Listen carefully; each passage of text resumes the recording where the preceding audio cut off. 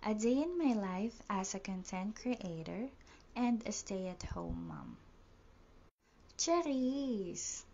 For today's video guys, mga nasa 12 na to ng tanghali. Nakauwi na ng school ang aming ate at ngayon naman ay tulog. Madalas talaga ay antok na antok siya pag gantong oras. Paano ba naman kasi sobrang aga ng pasok nila? Habang inaantay ko nga siyang magising, tinatry ko ngang makapagtupi dito kaso ang kulit-kulit ng isang bebe ko. Maya-maya nga lang ay nagising na ang aming ate.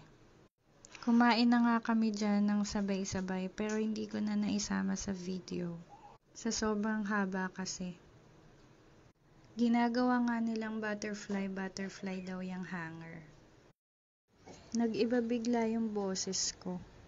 Ganon pala yun kapag nalipat ng pwesto. Anyway, continuation na nga pala ito ng pagtutupi ko.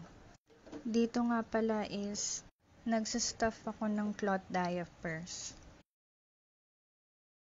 Alam nyo ba, para sa akin, isa to sa mga masasabi kong achievements ko.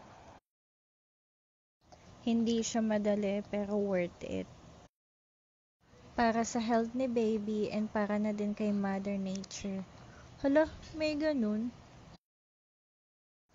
Oo nga, pero sa true lang guys, sobrang nakaka-overwhelm kasi ang dami ng diapers na nagagamit kapag may baby.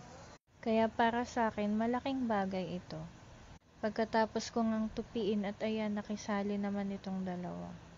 Maaayos ba talaga o magugulo? Fast forward, gabi na nga pala nito at may namigay ng cake.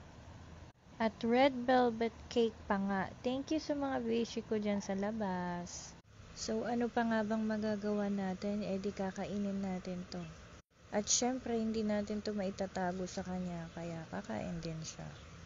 At ayan na naman, nagkalot na naman siya. Punas dito, punas dyan. At red headband naman nga kay ate. Pasado 10 PM na nga pala ito at dumating na ang aming dada.